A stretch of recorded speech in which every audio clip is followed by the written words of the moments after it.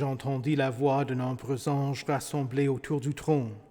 Ils disaient d'une voix forte, « L'agneau a été offert en sacrifice et digne de recevoir la puissance, la richesse, la sagesse, la force, l'honneur, la gloire et la louange. » Et toutes les créatures qui sont dans le ciel, sur la terre, sous la terre, sur la mer, tous les êtres qui s'y trouvent, je les entendis s'écrier, « À celui qui est assis sur le trône et à l'agneau, soit la louange, l'honneur, la gloire et la domination au siècle des siècles. Au nom du Père et du Fils et du Saint-Esprit. Amen. »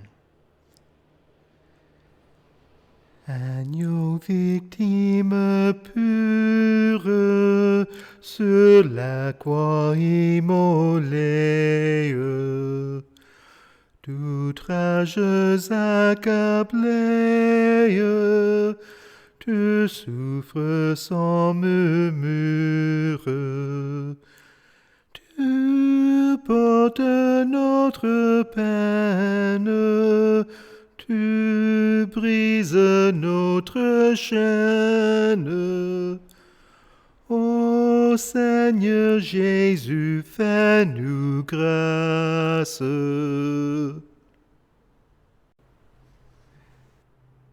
Je confesse à Dieu, le Tout-Puissant, que j'ai péché en pensée, en parole et en acte.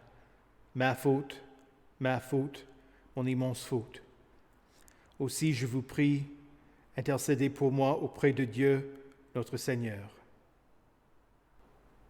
Le Dieu Tout-Puissant ait pitié de toi, qu'il te pardonne ton péché et te conduise à la vie éternelle. Amen. Prions. Seigneur notre Dieu, ton Fils a enduré le supplice de la croix et les souffrances de l'enfer pour nous sauver du mal, nous obtenir le pardon des péchés et nous libérer de la mort éternelle. Apprends-nous à commémorer dans la foi sa passion, unis à lui qui vit et règne avec toi, Père et le Saint-Esprit, un seul Dieu pour les siècles des siècles. Amen. Écoutez avec respect et recueillement les lectures pour ce vendredi saint. Tout d'abord dans l'Ancien Testament, dans Ésaïe chapitre 52, le verset 12, à Ésaïe 53, le verset 12. Mon serviteur réussira, il grandira et gagnera en importance, il sera très haut placé. Tout comme beaucoup ont été horrifiés en le voyant, tant son visage était défiguré, tant son aspect était différent de celui des humains, il purifiera beaucoup de nations. Devant lui, des rois fermeront la bouche, car ils verront ceux qu'on ne leur avait pas racontés. Ils comprendront ceux dont ils n'avaient pas entendu parler. Qui a cru à notre prédication? À qui le bras de l'Éternel a-t-il été révélé? Il a grandi devant lui comme une jeune plante, comme un rejeton qui sort d'une terre toute sèche. Il n'avait ni beauté, ni splendeur propre à attirer nos regards, et son aspect n'avait rien pour nous plaire. Méprisé et délaissé par les hommes, homme de douleur, habitué à la souffrance, il était pareil à celui face auquel on détourne la tête. Nous l'avons méprisé, nous n'avons fait aucun cas de lui. Pourtant, ce sont nos souffrances qu'il a portées, c'est de nos douleurs qu'il s'est chargé. Et nous l'avons considéré comme puni, frappé par Dieu et humilié. Mais lui, il était blessé à cause de nos transgressions, brisé à cause de nos fautes. La punition qui nous donne la paix est tombée sur lui, et c'est par ses blessures que nous sommes guéris. Nous étions tous comme des brebis égarées. Chacun suivait sa propre voie, et l'Éternel a fait retomber sur lui nos fautes à tous. Il a été maltraité, il s'est humilié, il n'a pas ouvert la bouche. Pareil à un agneau qu'on mène à l'abattoir, à une brebis muette devant ceux qui l'attendent, il n'a pas ouvert la bouche. Il a été enlevé sous la contrainte et sous le jugement, et dans sa génération, qui s'est inquiété de son sort? Qui s'est soucié de ceux qui étaient exclus de la terre des vivants, frappés à cause de la révolte de mon peuple? On a mis son tombeau parmi les méchants, sa tombe avec le riche, alors qu'il n'avait pas commis de violence et qu'il n'y avait pas eu de tromperie dans sa bouche. L'Éternel a voulu le briser par la souffrance. Si tu fais de sa vie un sacrifice de culpabilité, il verra une descendance et vivra longtemps. et la volonté de l'Éternel sera accomplie par son intermédiaire. Après tant de troubles, il verra la lumière et sera satisfait.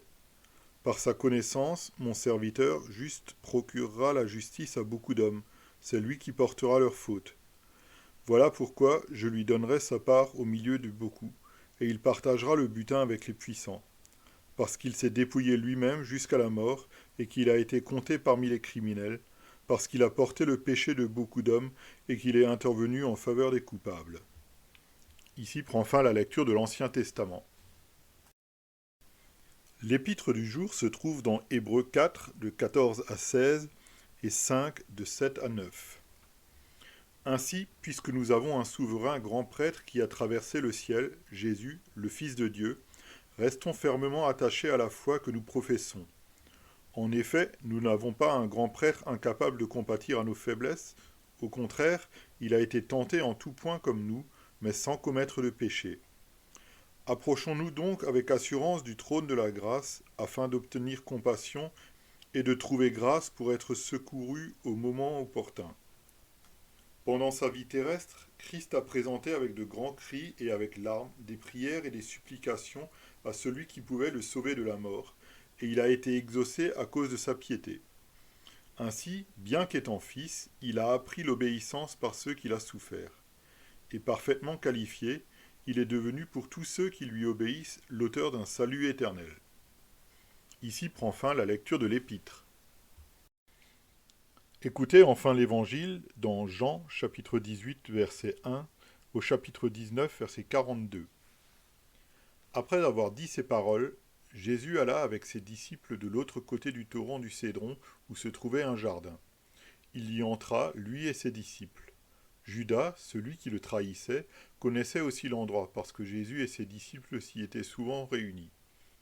Judas prit donc la troupe de soldats romains, ainsi que les gardes envoyés par les chefs des prêtres et les pharisiens, et il s'y rendit avec des lanternes, des torches et des armes.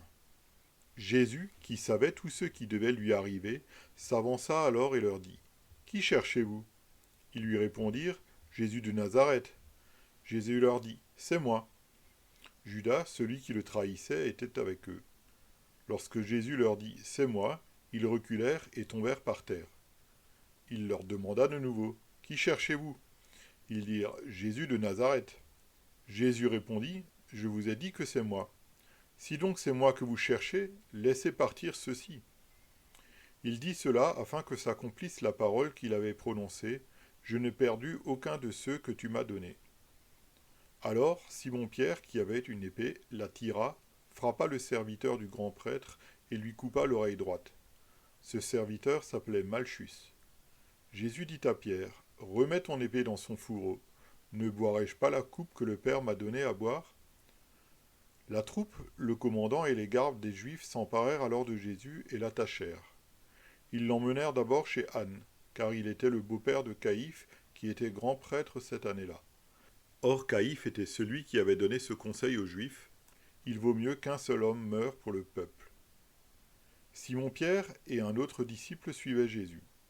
Ce disciple était connu du grand prêtre, et il entra avec Jésus dans la cour de la maison du grand prêtre, tandis que Pierre restait dehors près de la porte. Alors l'autre disciple, qui était connu du grand prêtre, sortit, parla à la femme qui gardait la porte, et fit entrer Pierre. La servante qui gardait la porte dit à Pierre : « Ne fais-tu pas partie, toi aussi, des disciples de cet homme ? » Il répliqua : « Je n'en fais pas partie. » Les serviteurs et les gardes qui étaient là avaient allumé un feu de braise pour se réchauffer, car il faisait froid. Pierre se tenait avec eux et se réchauffait aussi. Le grand prêtre interrogea Jésus sur ses disciples et sur son enseignement.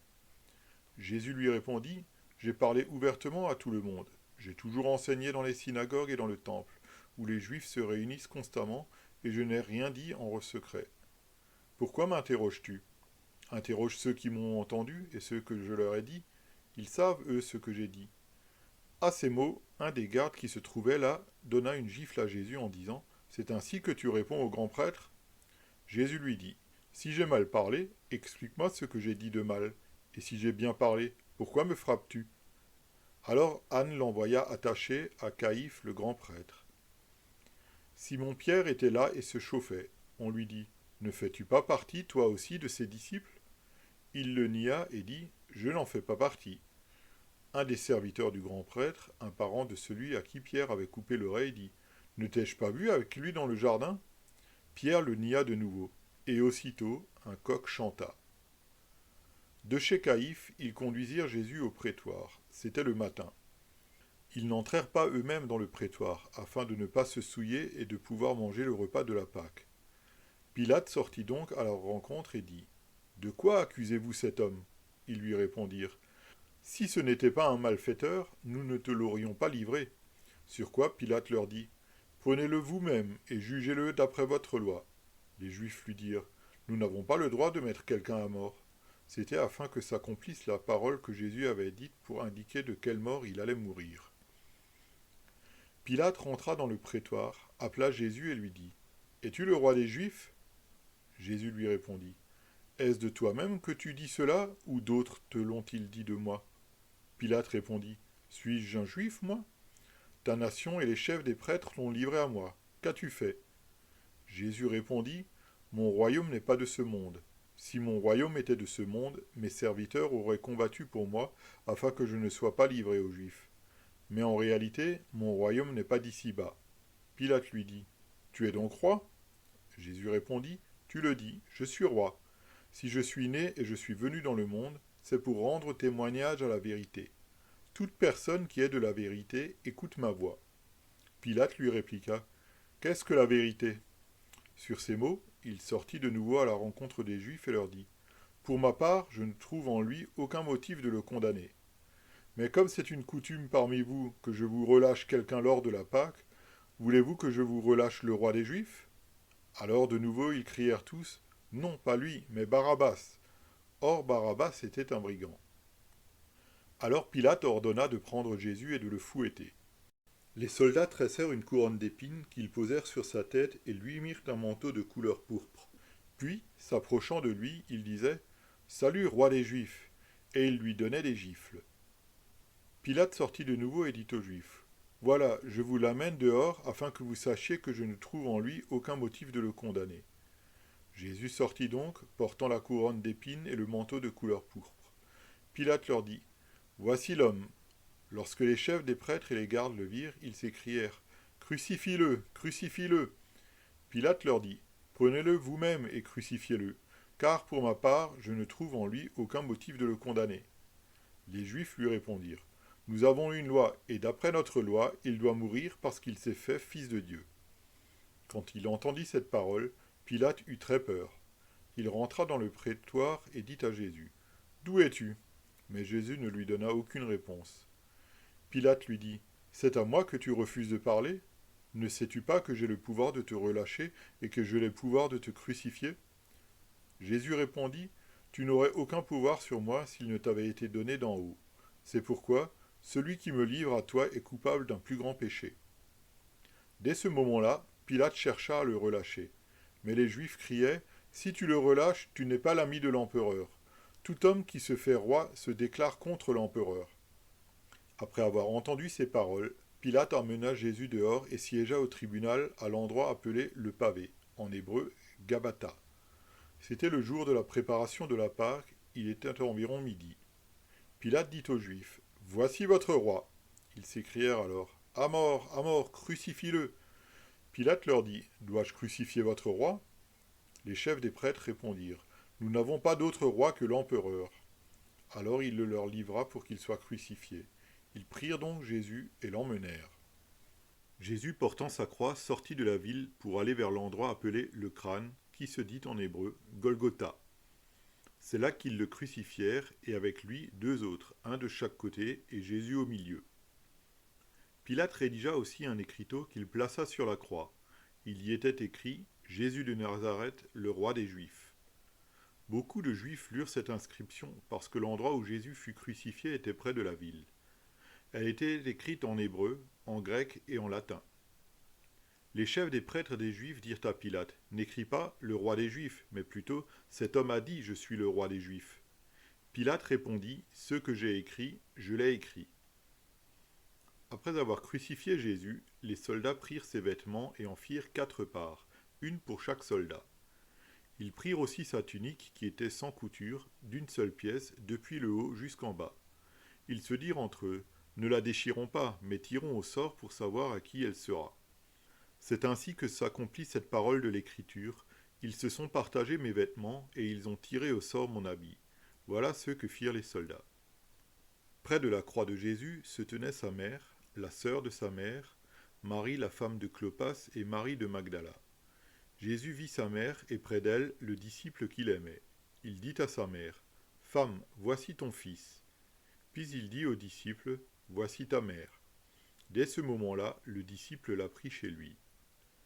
Après cela, Jésus, qui savait que tout était déjà accompli, dit, afin que l'Écriture se réalise pleinement, « J'ai soif. » Il y avait là un vase plein de vinaigre. Les soldats en remplirent une éponge, la fixèrent à une branche d'hysope et l'approchèrent de sa bouche. Quand Jésus prit le vinaigre, il dit « Tout est accompli », puis il baissa la tête et rendit l'esprit. C'était la préparation de la Pâque, et ce sabbat allait être un jour solennel. Craignant que le corps ne reste en croix pendant le sabbat, les Juifs demandèrent à Pilate qu'on brise les jambes au crucifié et qu'on enlève les corps. Les soldats vinrent donc briser les jambes du premier, puis du second des condamnés qui avait été crucifié avec Jésus. Quand ils s'approchèrent de lui, ils virent qu'il était déjà mort. Ils ne lui brisèrent pas les jambes, mais un des soldats lui transperça le côté avec une lance, et aussitôt il en sortit du sang et de l'eau. Celui qui a vu ces choses en rend témoignage, et son témoignage est vrai. Il sait qu'il dit la vérité afin que vous croyiez aussi. En effet, cela est arrivé afin que ce passage de l'Écriture soit accompli. Aucun de ces os ne sera brisé. Ailleurs, l'Écriture dit encore, ils verront celui qu'ils ont transpercé. Après cela, Joseph d'Arimathée, qui était disciple de Jésus, mais en secret par crainte des chefs juifs, demanda à Pilate la permission d'enlever le corps de Jésus. Pilate le lui permit. Il vint donc et enleva le corps de Jésus. Nicodème, l'homme qui auparavant était allé trouver Jésus de nuit, vint aussi. Il apporta un mélange d'environ 30 kilos de myrrhe et d'aloès.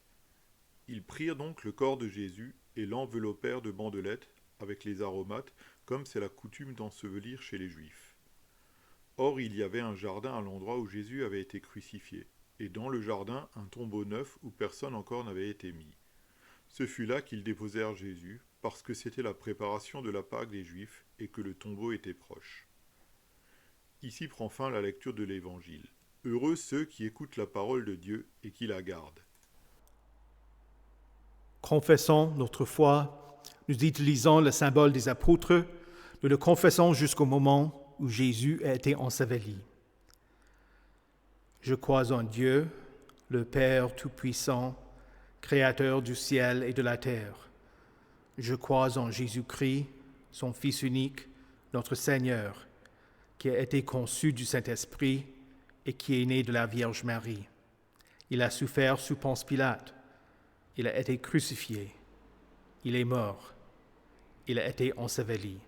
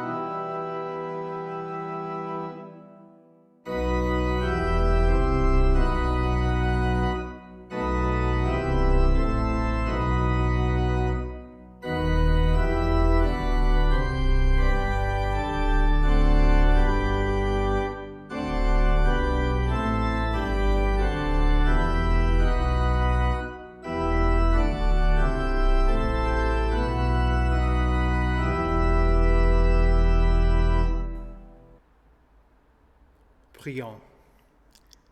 Seigneur Jésus, tu es mort pour nous racheter. Nous te rendons grâce de ce que Joseph d'Arimathée et Nicodème se chargèrent de ton corps et le mirent dans le tombeau neuf de Joseph. De la même manière qu'ils valorisaient ton corps, donne-nous des gens qui s'occuperont de nos corps après notre mort, car tu nous as rachetés au plus grand prix. Et tu transformeras nos corps corruptibles et les revêtiras de l'immortalité. Amen. Que la grâce du Seigneur Jésus-Christ, l'amour de Dieu et la communion du Saint-Esprit soient avec vous tous. Amen. D'habitude, le jour du Vendredi Saint, les sermons soulignent l'humiliation et l'agonie que Jésus subit devant les tribunaux, aux mains des soldats du temple et des soldats romains, et finalement, sur la croix. On peut méditer les 7 paroles de la croix, la prophétie d'Ésaïe ou le psaume 22. Si je voulais aborder l'un de ces sujets, j'aurais choisi les clous pour servir de dernier objet de notre méditation, de la Passion. Pourtant, notre attention portera sur la nécessité du linceau, le drap pour préparer le corps inanimé de Jésus pour son ensevelissement. Puisque Jésus est vrai Dieu et vrai homme, on ne peut exprimer ce qui eut lieu sur la croix autrement qu'en disant que Dieu est mort. La divinité n'abandonna pas l'humanité de Jésus comme certains faux enseignants l'ont prétendu. Notre Sauveur devait être vrai Dieu pour accomplir parfaitement la loi de Dieu à la place des hommes et pour leur salut, pour que sa vie et sa mort soient une rançon suffisante pour le rachat de tous les hommes. En parlant de la nécessité de la mort de Dieu, Luther écrit « Nous qui sommes chrétiens, nous devons savoir que si Dieu n'est pas sur l'autre plateau de la balance et ne pèse pas sur lui, nous tombons avec le nôtre dans l'abîme. » Voici ce que je veux dire. Si ce n'est pas Dieu, mais seulement un homme qui mourut pour nous, nous sommes perdus. Mais si la mort de Dieu, le fait que Dieu lui-même mourut, est pesé et posé sur l'autre plateau, celui-ci descend et nous montons à la manière d'un plateau vide et léger. Luther explique davantage que Jésus n'était pas piégé ou obligé de rester sur l'autre plateau de la balance pour que nous restions élevés, mais que c'était nécessaire que Jésus soit vrai homme pour s'y mettre à notre place. Ainsi, on peut dire Dieu mourut. On peut parler de la passion de Dieu, du sang de Dieu, de la mort de Dieu. Dieu, dans sa nature, ne peut mourir. Mais puisque Dieu et l'homme s'unirent en une seule personne, on dit avec raison, Dieu mourut. Quand mourut l'homme qui était un ou une seule personne avec Dieu. C'est ainsi que nous comprenons ce que Paul écrit dans le 5e chapitre de son épître aux Romains, au verset 19. Beaucoup seront rendus justes par l'obéissance d'un seul. Et encore, au chapitre 8, les versets 3 et 4.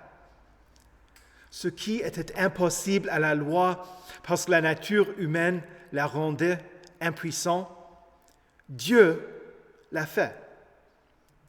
Il a condamné le péché dans la nature humaine en envoyant à cause du péché son propre Fils dans une nature semblable à celle de l'homme pécheur.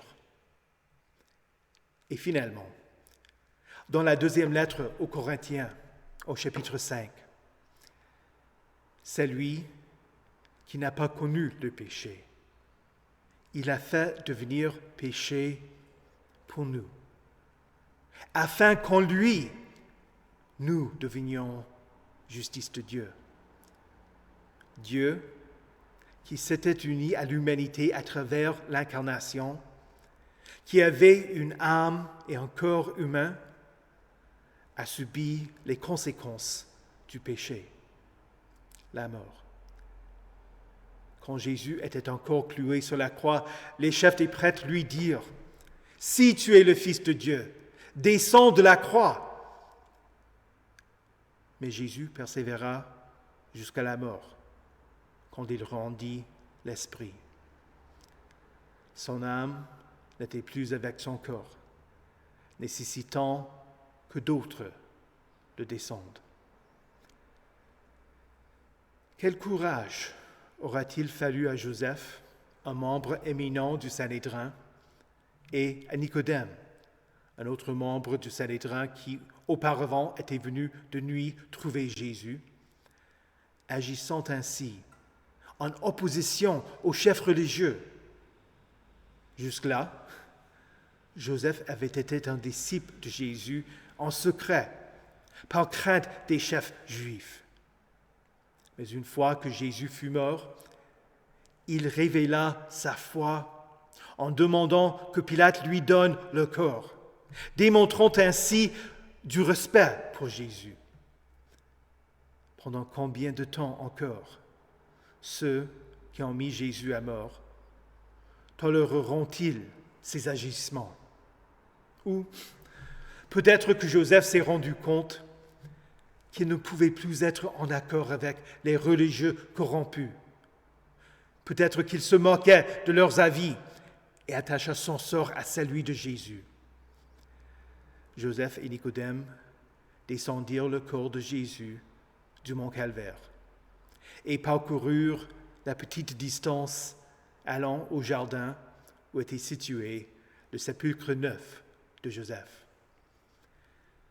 Ils préparèrent hâtivement le corps de Jésus pour son ensevelissement, parce qu'il fallait tout faire avant le coucher du soleil, début du sabbat. Ils prirent un drap en lin, mesurant presque 2,5 mètres, et l'enroulèrent autour de Jésus. Les 30 kilos de myrrhe et d'aloès auraient été mis dans les plis. Finalement, un tissu plus petit était placé pour couvrir la tête de Jésus. À l'époque, les sépulcres avaient 2 chambres creusées dans la pierre. La première était l'entrée, la deuxième était le sépulcre, proprement dit. Une petite chambre où on déposait le corps. À l'extérieur, une grande pierre ronde descendait dans un caniveau pour fermer le sépulcre, pour y fermer le corps de Jésus. L'endroit où Jésus avait été déposé était bien connu. Tôt samedi matin, les chefs des prêtres vinrent vers Pilate avec une dernière demande. Ils voulurent que le tombeau soit scellé et gardé jusqu'au 3e jour. Aujourd'hui, sur le mur arrière de la pierre d'onction, il y a un tableau qui dépeint la préparation du corps de Jésus. Les pèlerins viennent, méditent, pleurent, s'agenouillent et embrassent la pierre où Jésus a pu être préparé pour son enterrement. Ils méditent la mort de Dieu. Le linceau était nécessaire à cause de la mort, mais il rend témoignage d'une plus grande réalité, la résurrection. Luc écrit dans son évangile, Pierre se leva et courut au tombeau.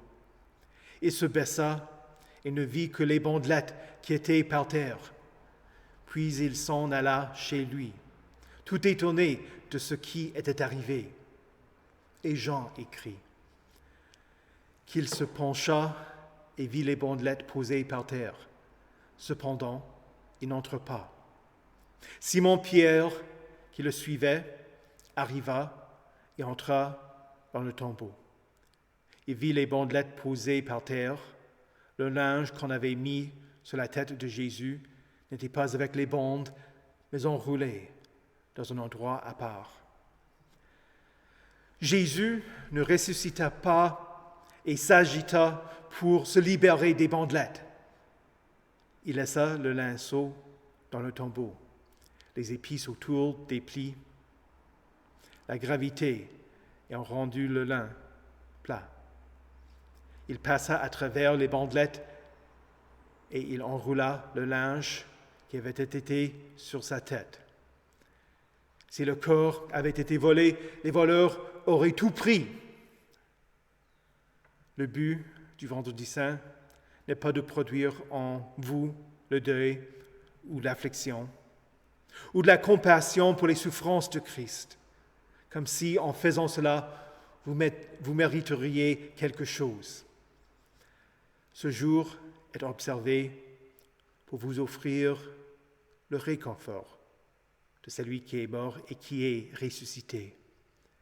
Il a réduit la mort à l'impuissance et a mis en lumière la vie et l'immortalité par l'Évangile. À travers le corps de Jésus, Dieu accomplit notre salut entier. C'est à travers les œuvres de Dieu que vous êtes sauvés.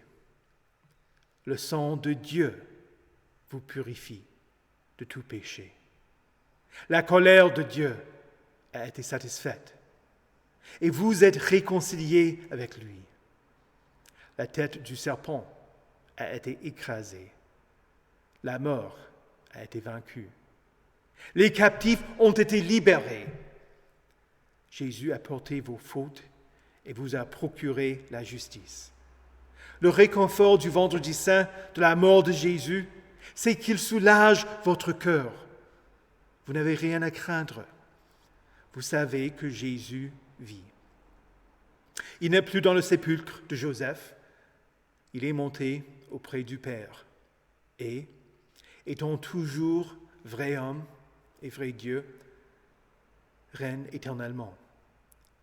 Il ouvre les cieux pour vous et pour tous les croyants.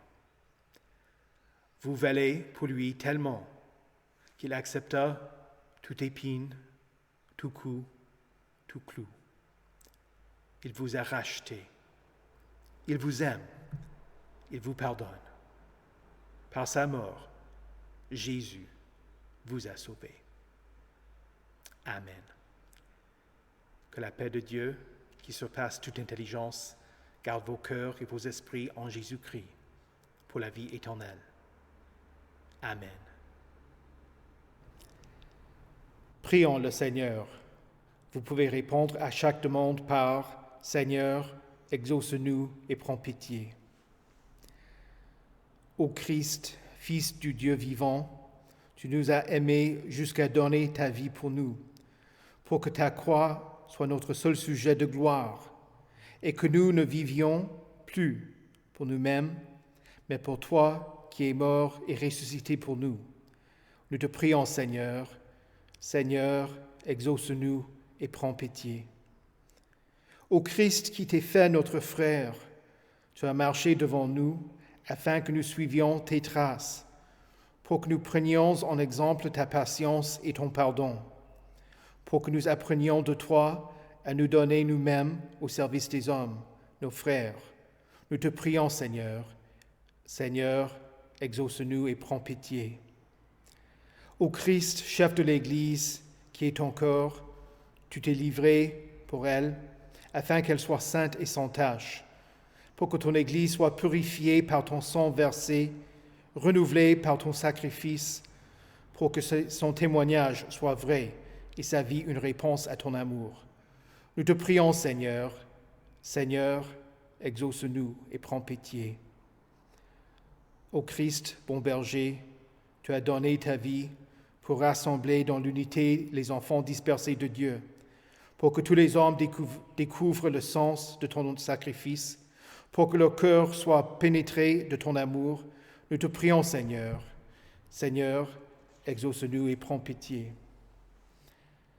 Ô Christ, salut des peuples, lumière des nations, tu as fait tomber les barrières entre juifs et païens, esclaves et libérés, hommes et femmes, pour que nous surmontions aussi nos divisions présentes, pour que tout homme respecte son prochain, pour lequel aussi tu es mort. Nous te prions, Seigneur. Seigneur, exauce-nous et prends pitié. Ô Christ ressuscité, pour nous tu as traversé la mort. Tu en as vaincu la puissance. Pour que nous vivions dès maintenant d'une vie nouvelle et que nous ne soyons plus esclaves des puissances du péché et de mort. Nous te prions, Seigneur. Seigneur, exauce-nous et prends pitié. Dieu éternel et tout-puissant, tu nous sauves et nous relèves grâce à l'œuvre de ton Christ. Conserve-nous toujours ta miséricorde.